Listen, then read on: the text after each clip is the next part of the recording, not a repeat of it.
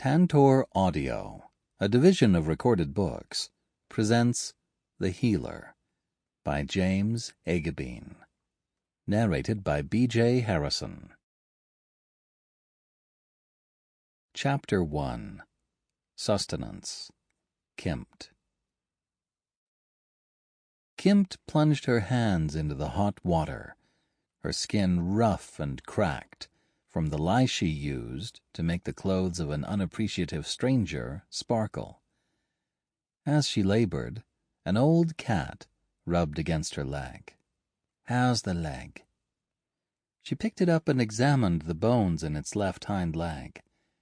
The animal had pushed its nose into the milk bucket of the farm next door on a day when the kine wasn't paying attention.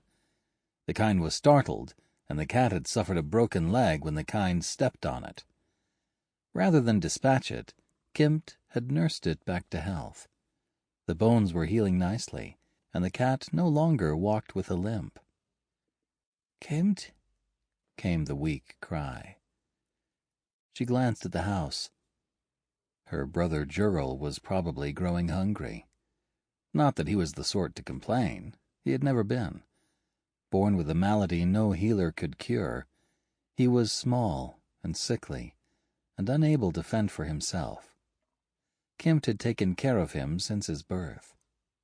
"Just a moment."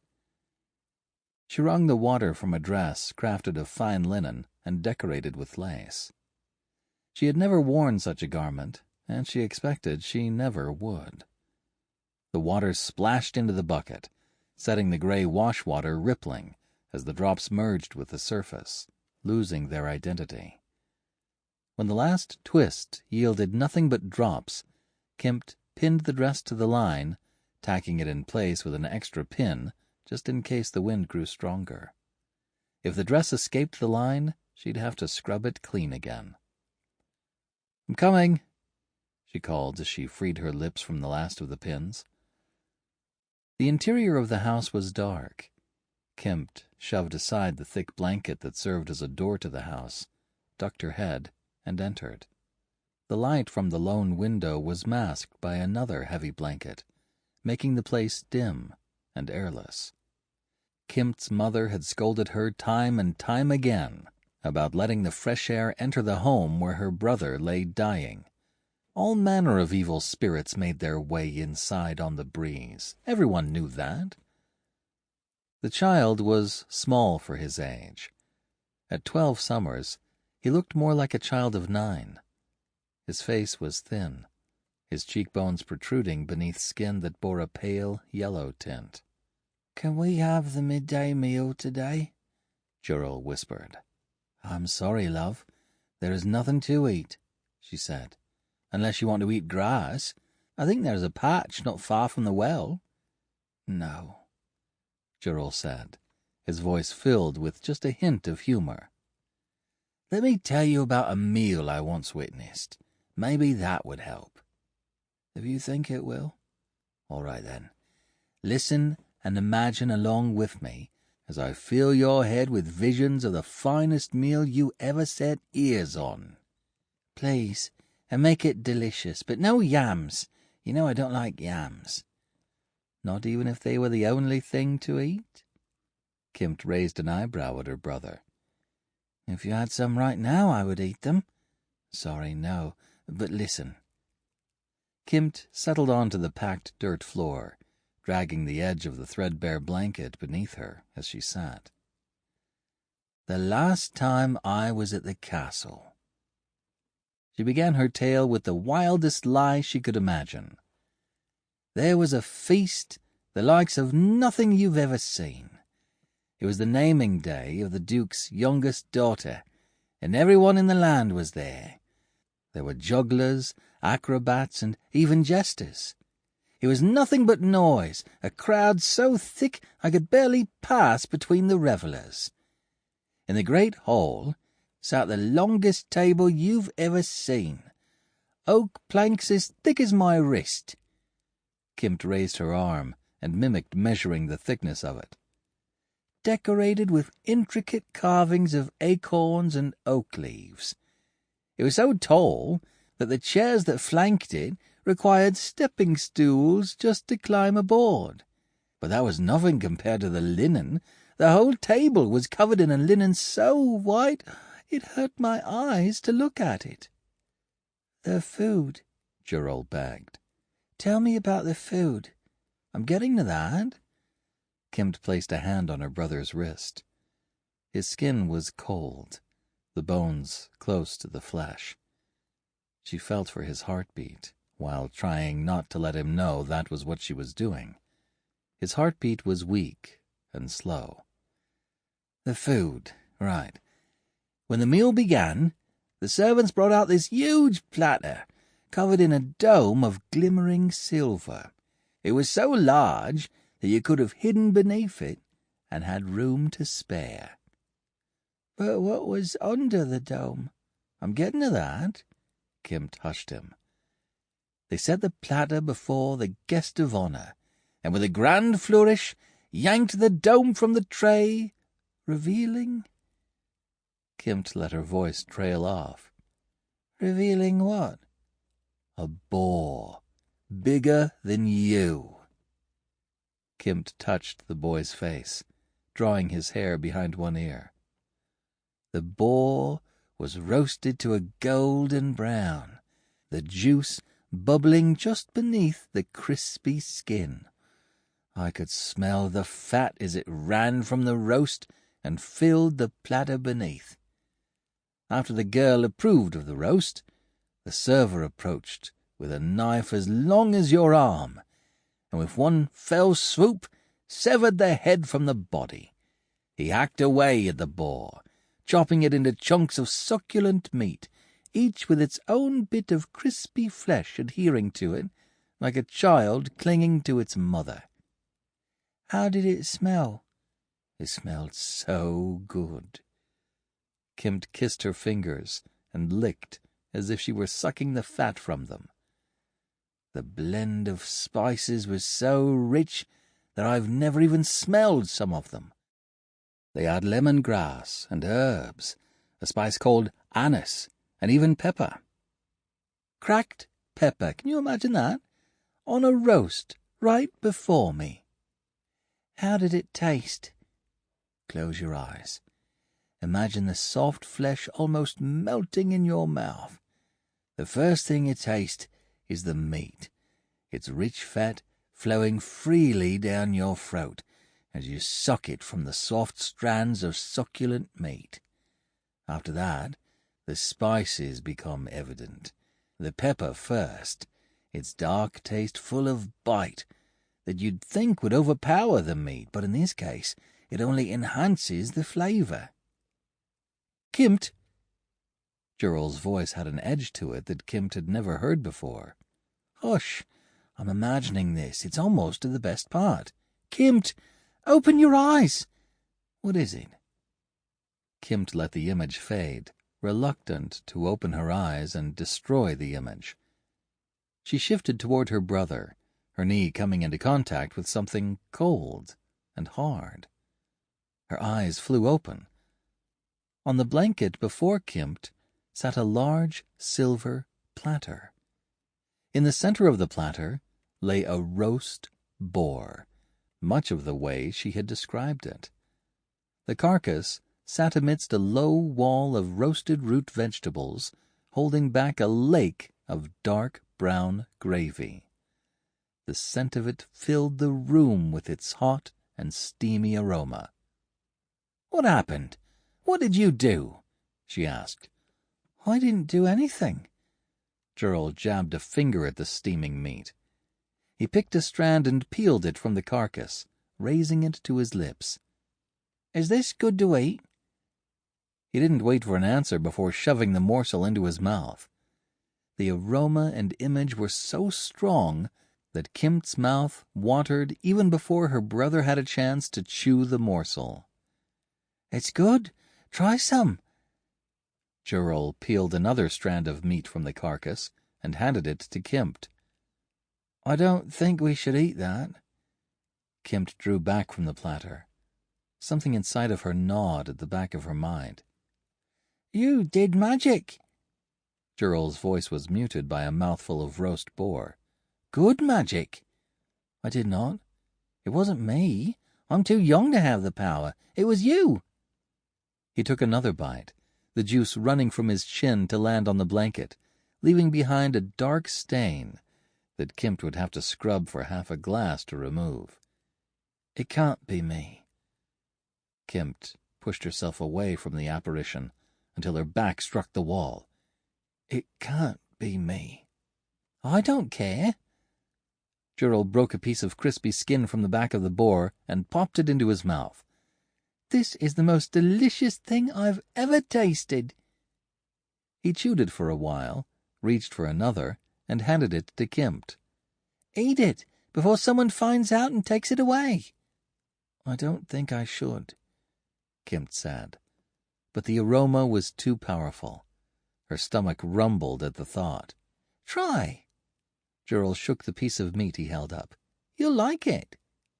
"Just a bit," Kimt said. She took the meat from his hand and placed it between her teeth, pinching half a digit from the morsel with practiced ease. Sweet, salty juice ran down her throat. She swallowed reflexively. It was good. Maybe this was her salvation. Before she had a chance to finish chewing the meat, a wave of nausea overcame her. Her sight grew dim. She couldn't see the kitchen any longer, or the light from the window, or Gerald. Her head spun. "Kimt!" Gerald's voice held panic. Kimt struggled for breath. Her stomach lurched. Blackness swirled around her, wrapping her tighter and tighter in its strong arms until there was nothing more than night. She was barely aware of her body slumping to the floor as the darkness overcame her. Chapter 2. Thief. Kimt. An intense hunger gnawed at Kimt's gut. How could she be so hungry? And what was that pain in her side? She tried to ignore the sharp, repetitive throbbing in her ribs and the roiling of her stomach, but neither went away simply because she wished they would. "Get up!" Her mother's voice was shrill. She punctuated her words with another kick in Kimt's ribs. "You sad excuse for a daughter!" "What happened?" Kimt drew her arm along her side, hoping to foil her mother's abuse, but she only succeeded in collecting fresh bruises on her arm instead of her ribs. "You stole food and a silver platter!" Phyllis leveled another kick at her daughter. "Are you trying to get us all hanged?" "I didn't steal anything." Kimt rolled onto her side, levering herself into a sitting position, her back against the rough plank walls of the kitchen. Drawing her legs beneath her, she tried to stand. As soon as her leg muscles engaged, it felt as if someone had reached inside her head and was attempting to scramble her insides. The room swirled. "Where did you get that?" Phyllis gestured to the large silver platter containing a roast boar, from which a huge chunk had been ripped. Someone had been so determined to get at the meat, they hadn't bothered with a knife. Beside the platter, Gerald was stretched out on the floor, his stomach bulging, hands covered in a shimmering layer of grease. There was a smile of contentment on his face. Kimt had never seen him so peaceful. Kimt glanced around the room. One could never be too careful. Even on the outskirts of the village there were ears listening in on private conversations. She lowered her voice. "I magicked them." "Magic?" Phyllis spat the word as if it were a curse. "Are you daft? You think yourself a wizard, do you?" "A sorceress," Kimt corrected her. "You? Now that's something. I suppose next you'll tell me you made a pot of gold and are going to buy yourself a castle." "I was just describing a delicious meal to Gerald to distract him from being hungry, and there was a sort of a shimmer in the air, and then it was there, just like you see it." "I won't listen to your lies. Do you think me daft? Where did you get it? Who's going to be banging on my door looking for a thief? Who's coming with a rope to hang us all?" No one will come looking for it. I'm no liar. I magicked it. Just like—" Phyllis kicked Kimt in the meat of her thigh. "Liar!" Kimt gasped. "I'm no—" Another kick silenced Kimt before she could get the words out. "Get in the corner beside the hearth. Face the wall."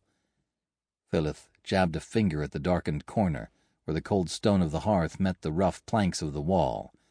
It was dark and dirty and filled with ashes that had made their way out of the hearth in days past. "And don't come out until I say."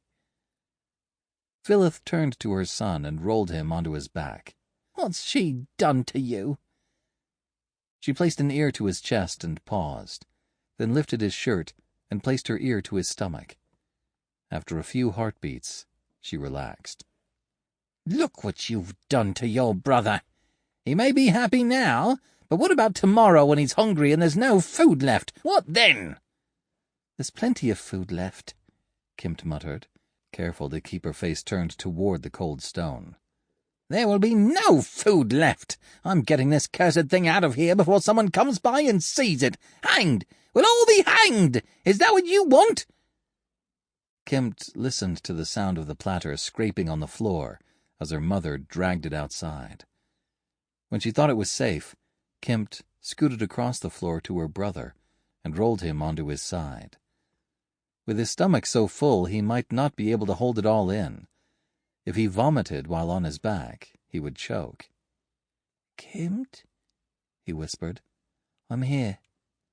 "What happened?" "I don't know." "You took a bite, and you just fell asleep. I tried to wake you, but you wouldn't stir. I thought you were dead, until you started snoring. I was so worried. Don't do that again."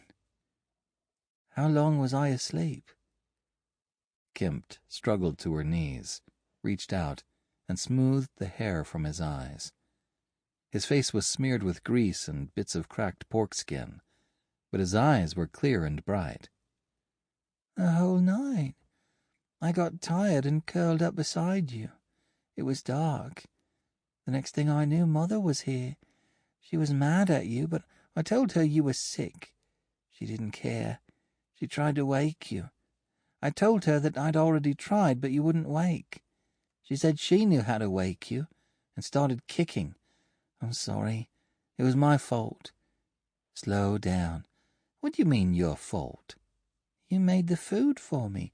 It's my fault that you were sick, and that Mother kicked you." Kimt slid close and put her arm around her brother. "It's not your fault. I did it to myself." He turned to look at her, as if seeing her for the first time. "You did magic." "I did, didn't I? I did magic." Speaking those words out loud made them all the more real. She had done magic. But what did that mean?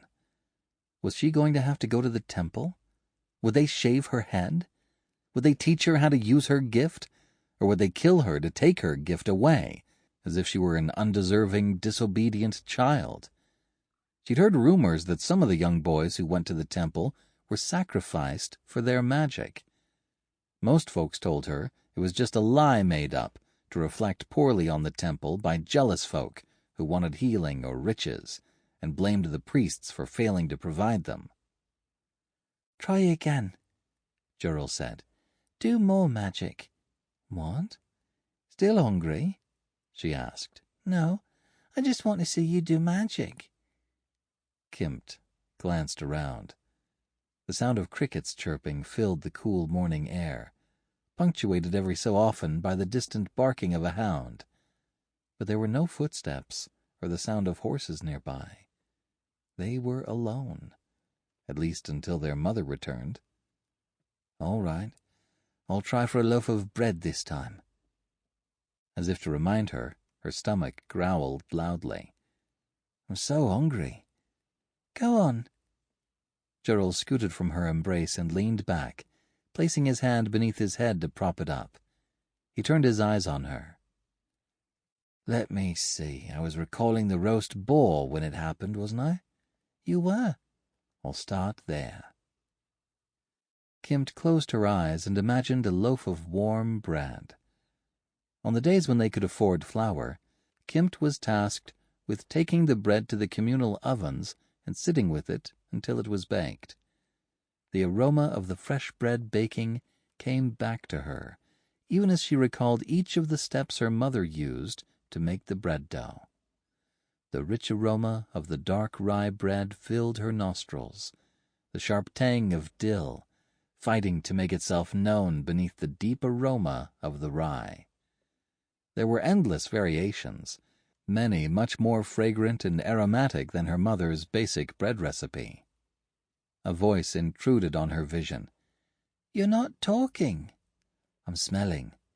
"Tell me about it. Maybe that's what it takes." "The ovens are hot. The wind whips the smoke around me as I sit beside them. It's warm, and it feels good. The flames lick the bricks from below, the red and gold tongues leaping for joy, as if trying to kiss the bread above. The baker slides my loaf onto a large wooden paddle and carefully places it on the oven rack beside the others. The heat of the oven creates wavering lines that distort its image as I watch, the dough seeming to waver as if slowly undulating in the heat. The aroma of baking bread is sweet and earthy. Everyone has a different recipe. No two loaves smell the same. I try to isolate them from one another. I try to focus only on one at a time and block the others out. I draw in the aroma, taste it with my nose." Gerald giggled. "Shh.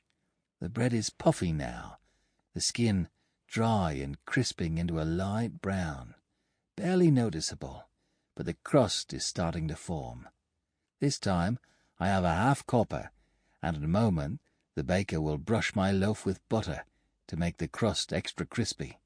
That's the part I like the best, when she takes a long brush, dips it into the pot of butter, and splashes it on top of my loaf. That means it's almost done, almost ready to come out of the oven. The crust is golden brown now. The baker takes the paddle and gives it a sharp twitch, capturing my load in one stroke. She pulls it from the oven and places the loaf on the cooling rack, jerking her hand back to slide the golden brown bread off the paddle with one smooth and swift motion. I wait. Touch the loaf too soon and it might fall. That means the switch when I get home." Kimt shuddered at the memory of the one time she had done that. She hadn't been able to sit for 4 days afterwards. "When the loaf is cool, the baker nudges me. I gently pick it up from the rack and wrap it on a towel, the one I used to carry the dough to the oven. I start back home, and when I get home, what do I see?" Kimt paused, her eyes tight shut. "What? What do you see?" "I see you, sitting at the table, waiting for me. You have the cutting board out, the knife beside it, wetted and ready." "The bread. Tell me about the bread." I set the loaf on the board and unfold the towel, sliding it from beneath the warm golden orb. Time to cut. Kimt made a motion in the air, like she was drawing the knife across the invisible loaf. The bread parts beneath the knife, the crust uttering its protest as the blade breaks through. The crackling of the crust tells me that the bread was baked to perfection. Kimt smiled. She loved the smell and taste of fresh bread. If this worked, maybe the growling in her stomach would go away. "Nothing's happening," Gerald complained. "Try harder." Kimt tried to calm herself. She focused her mind on visualizing the loaf of bread sitting on the table in their humble home. But something was amiss. The loaf was there, but it wasn't sitting on her table. It sat on a pewter platter in the center of a rich blue tablecloth. Behind the table, A wall towered overhead. Not the rough-hewn planks of her home, but closely cut marble blocks, interlocked to form a near-perfect wall. The mirror-like surface of the marble wall was broken only by a pair of sconces, each with its own torch, the flames flickering in the dim light of the room. Reflected in the marble was a man, wearing a black robe. His gaze met hers, and he smiled. Not a welcoming smile, but one that was surely going to feature in her nightmares. "What?" Kimt's eyes flew open, and the eerie vision faded. "What was it?" Gerald asked. "Nothing," Kimt lied. "It was nothing." Chapter 3. Priest. Kimt. Kimt bent her back to the washing, wincing at the scent of lye as she scrubbed the clothes. The washboard was rough against her knuckles. She wrung the water from the fading dress, folding it against itself and twisting until her hands ached. It was hard work, but she was accustomed to it. With her hands occupied, her mind was free to dwell on what had happened. The buried hog carcass was still evident by the slight hump in the soil behind the midden heap. If not for that, she could have dismissed the whole thing as a fanciful dream, but it kept nagging at her, accusing her. "Miss?" The voice that intruded was polished, with a touch of arrogance, its owner accustomed to being obeyed without question. Kimt paused. She didn't want to look up. Before her were feet, shod in serviceable but well-worn shoes that carried the dust of leagues of travel. Above the shoes, ankles showing a touch of red. Above that, a heavy black robe with green piping. "Sire?" Kimt didn't need to look any further to know who stood before her. The man would have a shaven head with a well-tanned pate, and for some reason his nose would most likely be prominent. She touched her own nose, short and wide. Maybe the priesthood wouldn't take her. She didn't fit in with their usual appearance, and she was a girl. "Do you have a brother?" the voice asked. "And before you even think to lie to me, know that the temple looks harshly on those who harbor an unschooled wizard. It is your duty to report to us if magic awakens within your household. It's for your own safety," he added with a forced look of sympathy. Magic? Kimt wanted to scream that it was her, not her brother, and the priest could take his rules and leave. But she knew better. She knew what happened to those who defied the priesthood. "He's inside," she muttered. "He's infirm. Take me to him." "Of course, sire." Kimt dropped the blouse she was scrubbing into the soapy water, splashing it onto his feet. She flinched and glanced over at the man. His head was shaven, but that was the only way in which he matched her expectations. He could not have been more than a summer or two older than Kimt. His face fair, his features more at place on a commoner than a royal. The shadow on his cheek accentuated the inward curve that only came from constant hunger. This was no well-fed temple priest. What had brought him to her doorstep? She'd heard they made routine canvasses of the outskirts of the city, cataloging and evaluating young men before they came of age, so they could return when the time was right and catch a budding wizard even before the boy himself realized power had awakened in him. "Miss," the priest spoke. "Your brother?" "Sorry, sire." Kimt turned toward the house, not waiting to see if the priest was following her. "As I said, he's infirm." "What sort of infirmity plagues him?"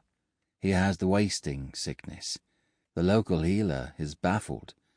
She said it is neither the flux nor the consumption, and that none of her remedies, could we afford them, would be of benefit." Kimt let her hopes rise. "Is that why you are here? To heal him? I've heard that the temple is most generous. Sample complete. Ready to continue?